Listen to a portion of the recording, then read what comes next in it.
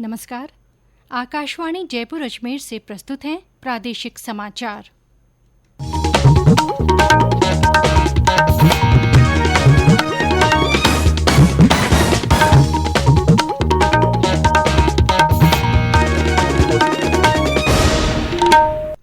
मुख्य समाचार। वाणिज्य और उद्योग मंत्रालय कल से एक सप्ताह तक मनाएगा आज़ादी का अमृत महोत्सव। प्रदेश भर के स्कूलों में कल से कक्षा 6 से 8वीं तक नियमित शिक्षण गतिविधियां होंगी शुरू। सेना की सप्तशक्ति कमान की ओर से जयपुर में आयोजित मेगा इवेंट का आज हुआ समापन। 1971 के युद्ध के अवार्ड विजेताओं का हुआ सम्मान। और राज्य के दक्षिणी भागों में अगले 3-4 दिन मानसूनी बारिश का दौर बने रहने के आसार।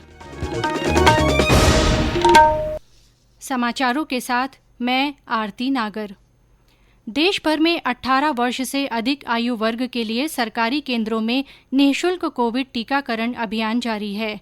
युवाओं से आग्रह है कि टीका जरूर लगवाएं और अन्य लोगों को भी इसके लिए प्रोत्साहित करें।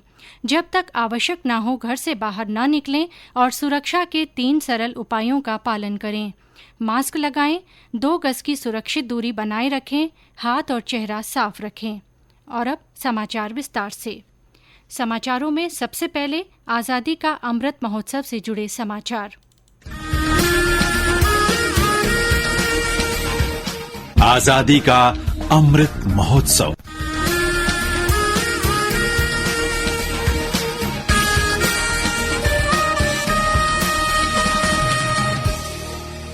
वाणिज्य और उद्योग मंत्रालय कल से देश भर में एक सप्ताह तक आज़ादी का अमृत महोत्सव मनाएगा। आत्मनिर्भर भारत, उभरती हुई आर्थिक शक्ति के रूप में भारत और हरित स्वच्छ विशेष आर्थिक क्षेत्रों को उजागर करते हुए देश भर में कार्यक्रमों का आयोजन किया जाएगा। देश के सभी 739 जिलों में वाणिज्य सप्ताह मनाया जाएगा। प्रत्येक राज्य और केंद्र शासित प्रदेश में 35 निर्यातक संवर्धन कार्यक्रम और प्रदर्शनियों का आयोजन किया जाएगा, जिसमें भारत को एक उभरती हुई आर्थिक शक्ति के रूप में दिखाया जाएगा।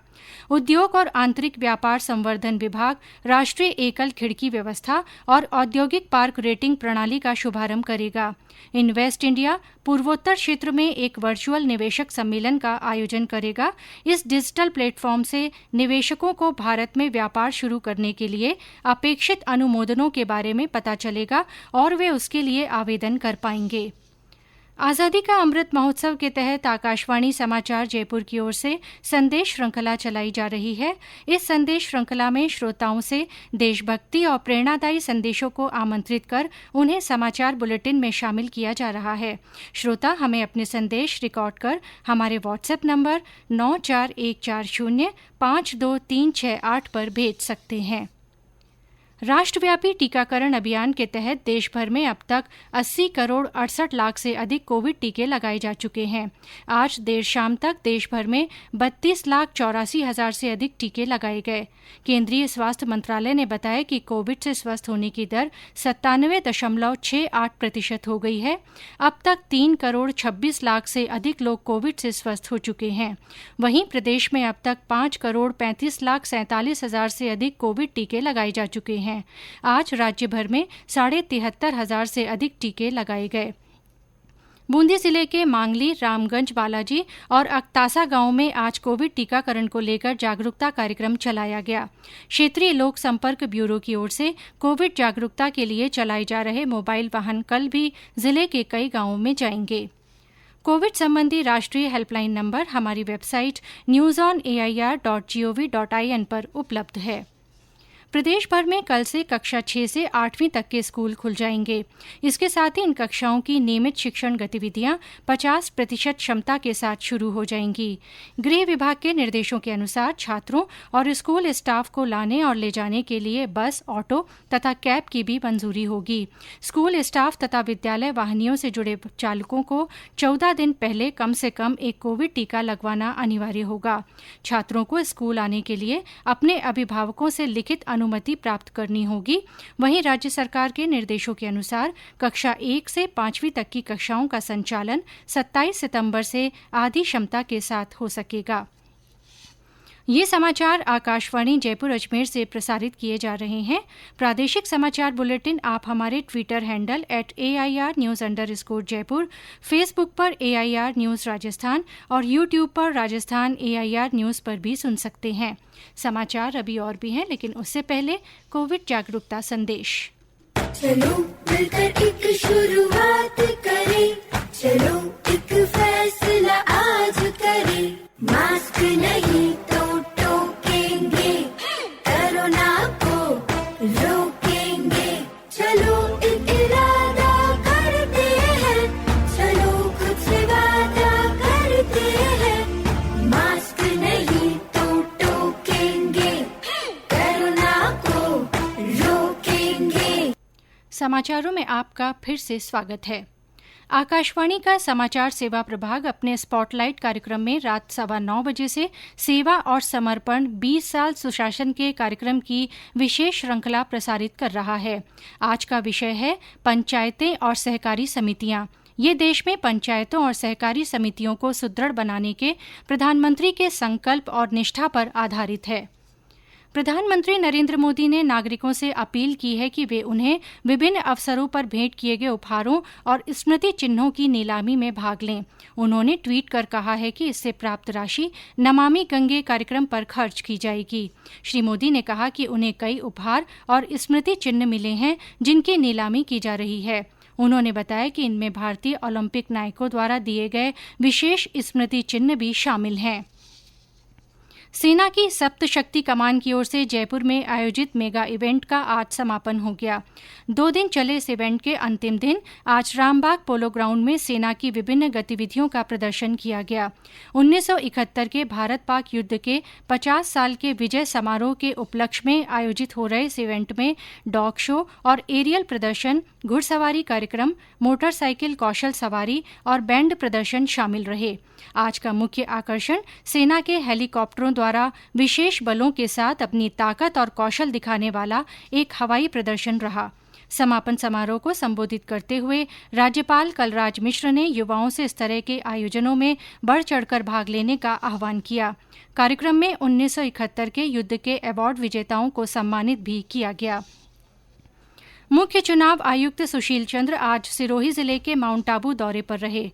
इस दौरान उन्होंने अधिकारियों की बैठक ली। उन्होंने बताया कि देश में चुनाव प्रक्रिया में कुछ बदलाव लाने की प्रक्रिया चल रही है। देश का कोई भी मतदाता छूटे ना, इस उद्देश्य के साथ ही हम सब लोगों को बताना चाहते हैं कि जिन भी बच्चों की या जिनकी भी 18 वर्ष से ऊपर हो चुकी है वो सब लोग मतदाता सूची में पार्टिसिपेट करें। इसके अतिरिक्त जो भी महिलाएं हैं, जो दिव्यांग हैं, सीनियर सिटीजन, वो सभी लोग इस प्रोसेस से जुड़े और उन सभी का नाम सूचीबद्ध हो पूरी तरीके से जो मतदाता। इसके अतिरिक्त मैं चाहूंगा कि जो आपका मतदान अधिकार है उसका भरपूर उपयोग करें और जो वोटर टर्नआउट है वो बढ़ना चाहिए। साथ में मैंने ये भी निर्देश दिए कि जो हमारे पोलिंग बूथ हैं उनकी व्यवस्था बहुत अच्छी हो और उसमें सभी के लिए जो मूलभूत सुविधाएं हैं वो अवेलेबल है। और अब मौसम। प्रदेश के दक्षिणी भागों में मानसूनी बारिश का दौर अगले 3-4 दिन तक बना रहने के आसार हैं। मौसम विभाग ने कहा है कि इस दौरान उदयपुर संभाग में कहीं कहीं भारी बारिश और 1-2 स्थानों पर अति भारी बारिश होने की संभावना है। पाली, जालौर और जोधपुर जिलों में भी आगामी 2 दिनों में कहीं कहीं भारी बारिश होने का अनुमान है। इसके अलावा राज्य के शेष भागों में कुछ स्थानों पर हल्की से मध्यम बारिश हो सकती है। बीकानेर संभाग के कुछ भागों में कल से 23 सितंबर के दौरान हल्की से मध्यम बारिश का पूर्वानुमान है।